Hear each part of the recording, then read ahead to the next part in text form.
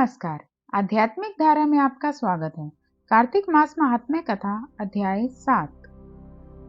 नारद जी ने कहा, हे राजन, कार्तिक मास में व्रत करने वालों के नियमों को मैं संक्षेप में बतलाता हूँ, उसे आप सुनिए। व्रती को सब प्रकार के आमिष, मांस, उड़द, राई, खटाई तथा नशीली वस्तुओं का त्याग कर देना चाहिए। व्रती को दूसरे का अन्न ग्रहण नहीं करना चाहिए, किसी से द्वेष नहीं करना चाहिए और तीर्थ के अतिरिक्त अन्य कोई यात्रा नहीं करनी चाहिए। देवता, वेद, ब्राह्मण, गाय, व्रती, नारी, राजा और गुरुजनों की निंदा भी नहीं करनी चाहिए। व्रती को दाल, तिल, पकवान व दान किया हुआ भोजन ग्रहण नहीं करना चाहिए। किसी की चुगली या निंदा भी नहीं करनी चाहिए। किसी भी जीव का मांस नहीं छूना चाहिए।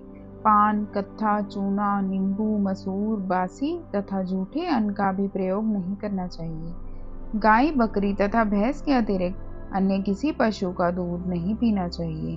कांसे के पात्र में रखा हुआ पंचगव्य बहुत छोटे घड़े का पानी तथा केवल अपने लिए ही पका हुआ अन्न प्रयोग करना चाहिए।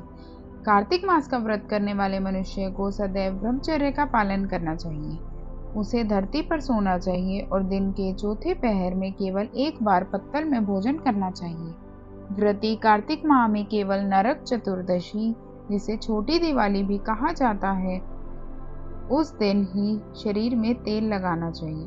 कार्तिक माह में व्रत करने वाले मनुष्य को सिंघाड़ा, प्याज, मट्ठा, गाजर, मूली, काशीफल, लौकी, तरबूज आदि वस्तुओं का प्रयोग बिल्कुल नहीं करना चाहिए। रजस्वला, चंडाल, पापी, मलेच्छ, पतित, व्रतहीन, ब्राह्मण द्रोही और नास्तिकों से बातचीत नहीं करनी चाहिए।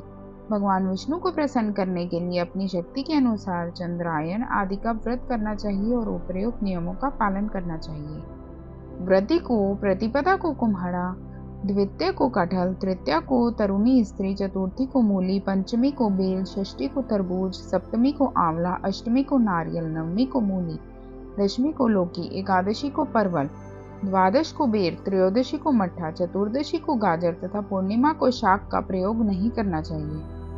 रविवार को आंवला का प्रयोग नहीं करना चाहिए।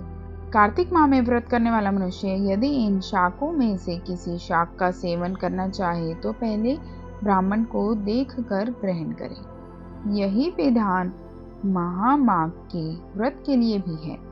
देवोत्थानी एकादशी में पहले कही गई विधि के अनुसार नृत्य, जागरण, गायन, वादन आदि करना चाहिए। इसको विधि पूर्वक करने वाले मनुष्य को देखकर यमदूत ऐसे भाग जाते हैं जैसे सिंह की गर्जना से हाथी भाग जाते हैं। कार्तिक माह का व्रत सभी व्रतों में श्रेष्ठ है। इसके अतिरिक्त जितने भी व्रत यज्ञ हैं वह 1000 की संख्या में किए जाने पर भी इसकी तुलना नहीं कर सकते, क्योंकि यज्ञ करने वाले मनुष्य को सीधा वैकुंठ की प्राप्ति होती है। जिस प्रकार राजा की रक्षा उसके अंग रक्षक करते हैं, उसी प्रकार कार्तिक माह का व्रत करने वाले की रक्षा भगवान विष्णु की आज्ञा से इंद्र आदि देवता करते हैं। व्रती मनुष्य जहाँ कहीं भी रहता है वहीं पर उसकी पूजा होती है, उसका यश फैलता है। उसके निवास स्थान में भूत, पिशाच आदि कोई भी नहीं रह पाते। विधि पूर्वक कार्तिक माह का व्रत करने वाले मनुष्यों को पुण्यों का वर्णन करने में ब्रह्मा जी भी असमर्थ हैं। यह व्रत सभी पापों को नष्ट करने वाला, पुत्र पौत्र प्रदान करने वाला और धन धान्य की वृद्धि करने वाला है। बोलो विष्णु भगवान की जय। वीडियो पसंद आए तो वीडियो को लाइक करें, शेयर करें और चैनल को सब्सक्राइब करें। धन्यवाद।